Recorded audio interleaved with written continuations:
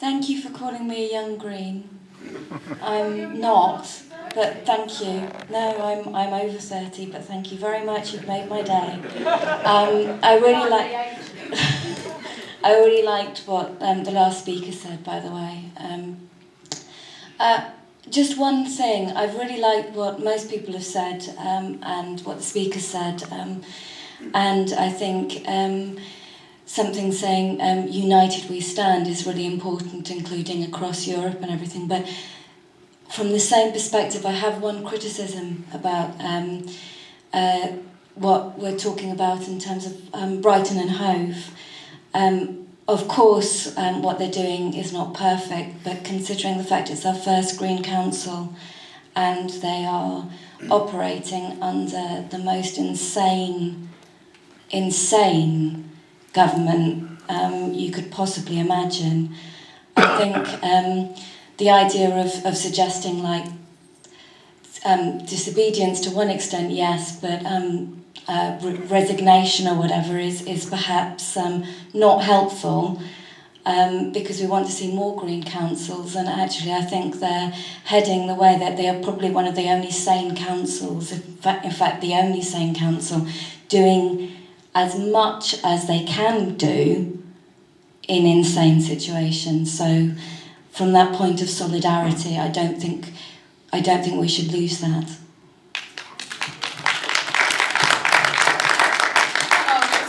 I know a lot of people have had problems with this, but I think most of you would agree that at some point, if we were running Lewisham Council and it got to a point where nearly all our what we call essential services were being cut, we think, what are we actually doing? What is our role here? And as Jason Keekhouse said himself, on the record, recorded in Red Pepper interviews before, there is a red line beyond which he will not go. We just don't know what it is, and we think we would like to discuss that with him as a party, because he knows whatever happens in Brighton reflects on all of us, and he agrees with that position. We're not sure where that is yet.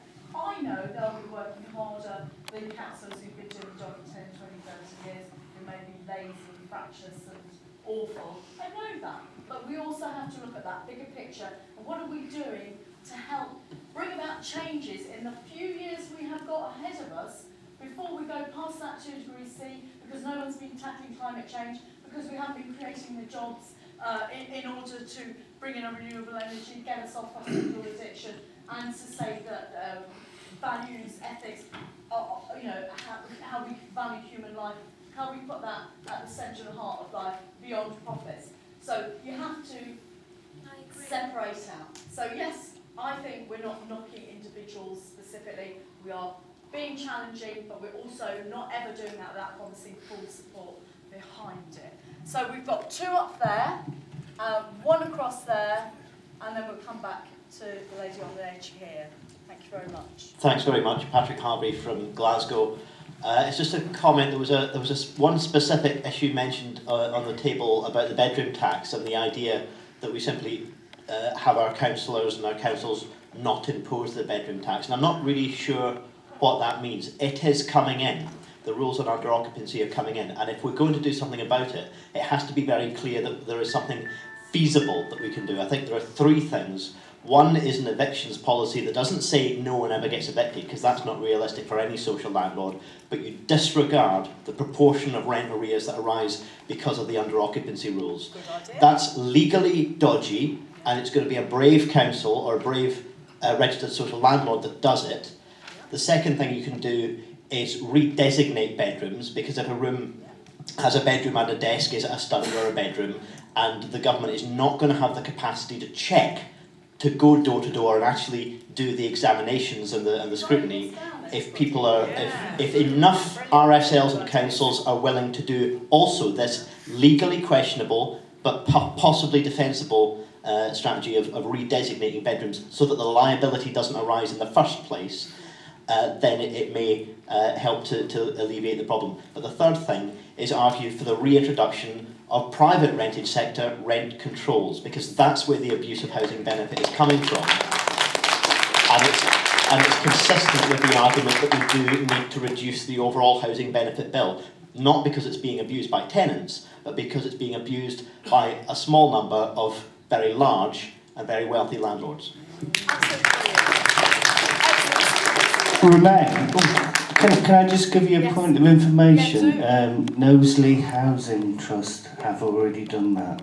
They've already redesignated all their accommodation. Let's share this on social media. And can I say there's another thing? I think that the size of what you call a bedroom, that might just be in London, is different now. So little 20s, 30s houses that have a box room, I don't think it quite comes up to scratch. So it may be that that could be redesignated as, you know, as undersized and as a study and stuff. So that's really brilliant to have practical working things that we can bring to something like a councillors' conference, for example, where people share their ideas and back each other up and say, you do it and I'll do it, can't stop us all, and to bring those ideas to a People's Assembly as well. Brilliant. Okay, we've got another couple up there, then we've got a lady here and another one at the back. Careful, Howard, we need you. Hello, I'm Adrian Cruden from Kirklees Green Party. I'd just like to pick up on something that Derek Wall said earlier about property rights.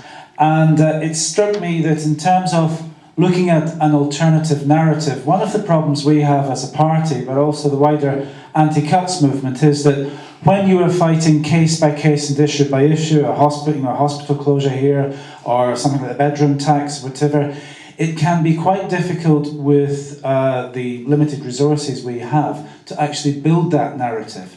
But the bottom line is that we hear a lot of anti-capitalist rhetoric. It needs to be about us starting to focus on the concrete steps that we are prepared to take, and that it's not just about an alternative to austerity. It is actually a paradigm shift to a different form of social organisation. And I do think that ownership is very much at the heart of that. A lot of Green Party politics seems to talk about fostering and encouraging alternatives, and that's absolutely fine. But in the face of sort of large predatory capitalist multinationals, which I think at another meeting this morning were described as being psychopathic in their nature, that is actually going to be a bit of forlorn hope that we're somehow going to be able to build something in the current context that will be able to replace them. So I would like to see us focusing a lot more on the issues of common ownership and on the need to expand what we actually mean when we talk about the commons and when we talk about public ownership. I think a lot of the electorate are very supportive of the concept that things should come back into public ownership, but there is a nervousness that would be replicating some of the very large state-organised corporations, which in the past were better than what we've got now, but probably did not actually reflect the true values of common ownership. So I'd like to see us sort of developing more of a narrative about community control and localised democratic ownership, and that in terms of bringing that forward, that we're prepared not just to say encourage cooperatives and local initiatives, but that if we achieve political influence at some stage, then we will use that to bring in legislation and take concrete action, not just to encourage alternatives, but actually to remove the current system and to start to move to, for example, requisitioning the wealth that has been plundered by the capitalist and the rich and the large corporations who have ripped the heart not just out of our public services, but actually out of the resources that should be the common ownership, the common property of the people of Britain. And I think if we develop that sort of narrative, that it is about it's about your community, it's about your street, and it's about you. It's not about bringing back British Steel Corporation or whatever. It is actually about bringing things back to people in the community. I do think that is the first step towards making a genuine change in narrative, rather than just talking around, do we need a bit more investment here or a bit less investment there?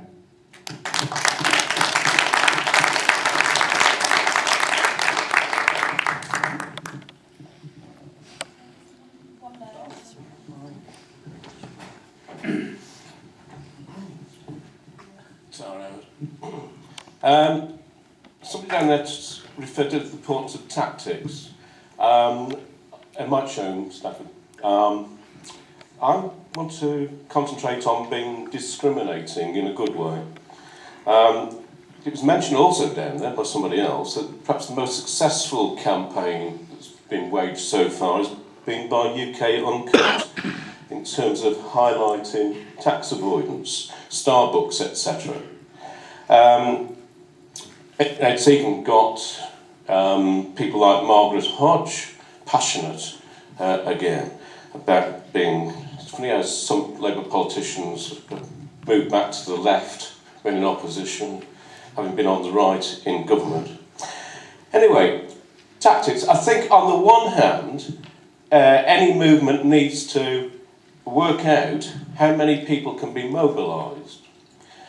On the October TUC demonstration, was it about 100,000 people that was there, right? There's very limited capacity for collective action in this society. We can get people to come to the front door. We sometimes we're able to get them to come to the polling station and vote for the Greens.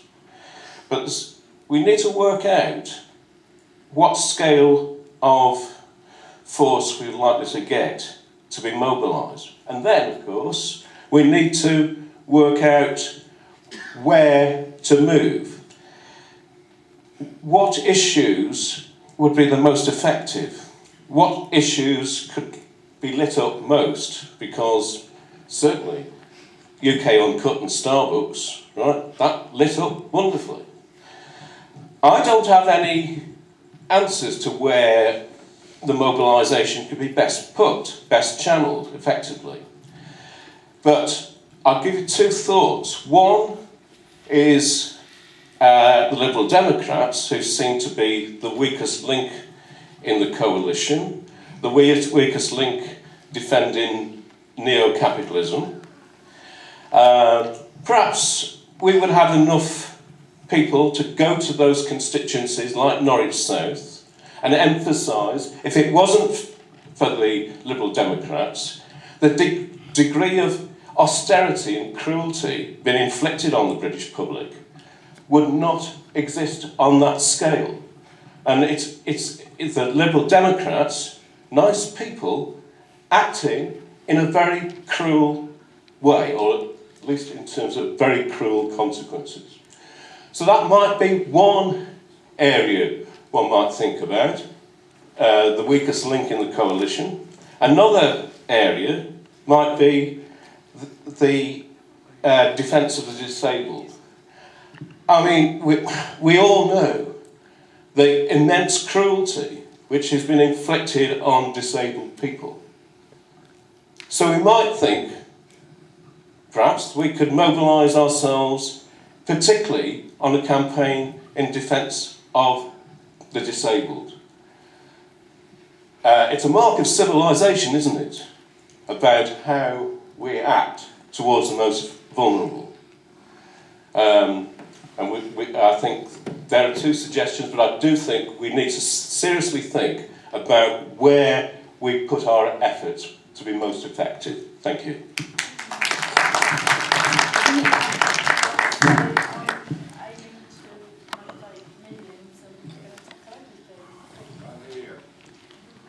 Try and mobilise millions, so we're going to try and tackle everything. That's a start.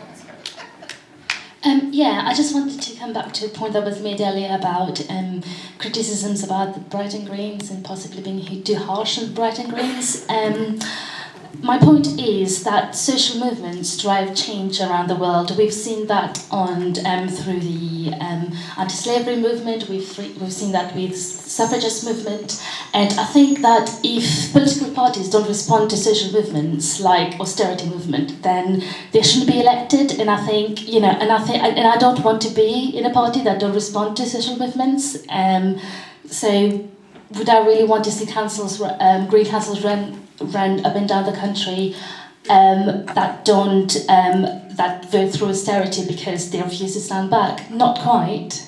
I wasn't suggesting we don't criticise. I was suggesting how we criticise. Yeah, okay. I'd like to clarify that we're doing to feedback. That we're giving to them support and asking them to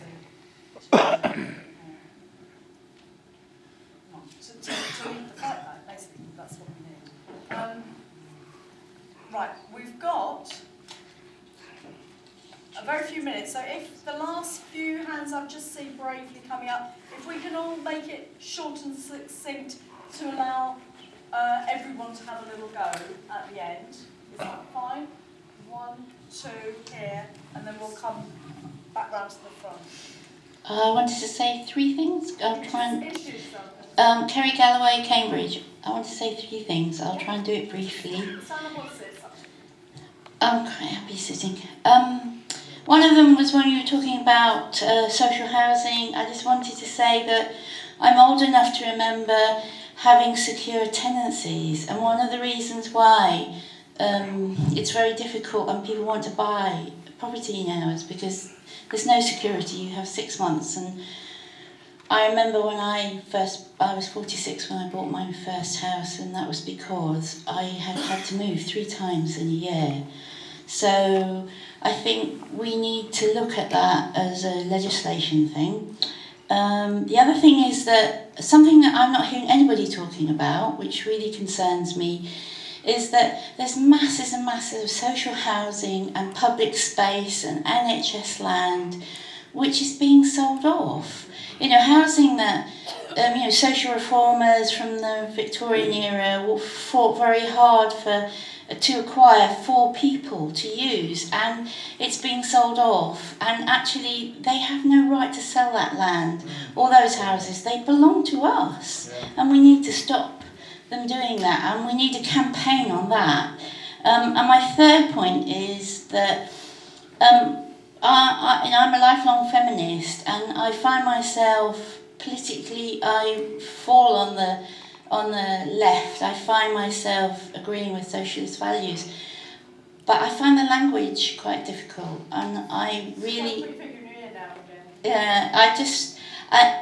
people keep talking about workers, and somehow I understand that stuff, but I don't feel, I need it to be broader. I need this movement to open out and be much broader, and I really, really support people. I think unions are great. I think people should have jobs.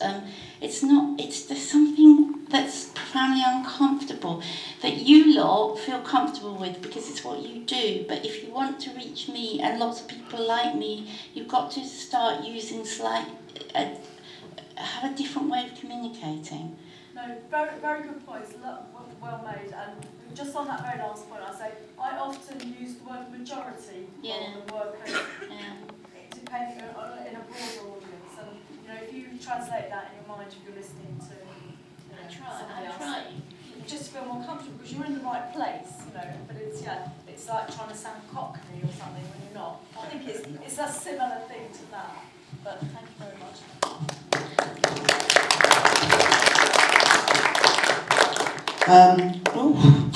Didn't expect it to sound that loud. Tracy Kennedy from Lancaster. Something that was said over here and someone else commented. I think you both made really important points about Brighton. This is my first time as a city councillor, and we walk the line all the time. From the day that we become councillors, we're making decisions about how far we push ourselves as individuals and how far we do that as a group, wherever we are, whenever we're working with colleagues from other parties. And I would just say, don't underestimate, I guess, how difficult that can be. There are times when I have to swallow really hard and think very carefully about the implications of why I'm there and what I'm there for and who I'm representing when I do that. And we do it consistently and all the time in Lancaster, certainly. And I only say in Lancaster because that's just the experience of the council that I sit on. I don't know for a moment it's different for any other councillor. And I just think that now is the time, and it's not just down to councillors. We just have to go out there and tell them what a pack of lies that we've been fed for so long. We all have to, like you were saying at the bus stop, start talking about it. Don't do their job for them and cover up by being quiet. there's no point to that. Even if you speak to 100 people and one person then decides that what you've said smacks of common sense, then you've made a change for the day. And we need to keep doing that and building on that until we get to these key years that we've got in front of us, so we're well and truly prepared and people do know who the Green Party is. Thank you. Just in case any of you are on social media, you might have noticed somebody having an attempt to rake up old ashes from this phoenix. I was a councillor for 4 years. I know how tough it can be, and right from the start, I was looking through all these paperwork for our very first budget, saying what are these changes, what are these reconfigurations of services, does this equal a cut or is it a change, is it acceptable, is it not acceptable? That was in a time where they were shaving off a few percent every year, you know, as part of this whole policy of making sure councils weren't wasting any money. Anyway, in my little 4 years, I saved a swimming pool, I saved Lewisham Hospital the first time round, I brought in the Lewisham living wage and saved £1.8 million from adult social services cuts, which we saved for the whole 4 years, all 6 Green councillors down in Lewisham. But there are still people sniping, saying, did you ever vote for anything that had a cut in it, Miss Phoenix? I couldn't say, oh, no, I didn't, because sometimes I didn't know if something was a reconfiguration that was acceptable or not, but there was nobody on the streets, there were no workers in the council threatening to strike or to complain about things, and at that time, with no support at all particularly around, I did my best in the way that you're describing, that you go through and try and... But there was nothing drastic then, and these cuts were tiny little slivers, and nothing like what we've got now, knowing that year after year after year, these cuts are getting bigger and bigger, and that there's an underlying ideological plan to get rid of them all, really. So things are different, but, you know, there are some people in some lefty factions who still want to undermine Greens, who may have had half a stab at doing something decent when they could. Can I just mention something about councils whilst the night's being passed? I have enormous respect for councils. Councillors, they do the best that they can. I think it's true of the councils in Brighton. I think it's actually true of local councils across the country. Every council is spending what it can. The government tells them how much to spend, and they all spend it. And they make very difficult decisions. And the Green Party in Brighton are doing their best, and the Labour Party in Manchester are doing its best, where I work, where they've had horrendous and huge cuts. Everybody's doing their best. But what is the best contribution of the Green Party to that? Is it to do the best they can like everybody else, or is it to make a stand? And I think the time has come where the Green Party says, we will not do this anymore. We would rather be out of office rather than pretending to be in power and having no power. Okay, thank you very much. I'm going to just take, because we're out of time now, just one more contribution from the front, and then we're just going to say goodbye to our guests, and we can meet up. We've got the rest of the day, we've got the rest of the evening. We can chat and plot while we dance later on, if those of you who are staying behind for the 40th celebration entertainment. Howard? Yeah, Howard Thorpe, Westchester Green Party. I just wanted to say that things are, as we all know, are very bad, but I don't necessarily think this government is going to last until 2015, despite the fact it's determined to hang on. And I don't think we should assume that it is going to last that long. And picking up on Mike's point earlier about targeting resources, I think that one of the big issues that we do need to fight on is this bedroom tax that Peter and Patrick have been talking about, because I think this could turn out to be the Tories' poll tax. This government's poll tax. And I think that it could be one of the things that cracks apart the coalition before 2015. So that's one of the things I'd really like to see us fighting on.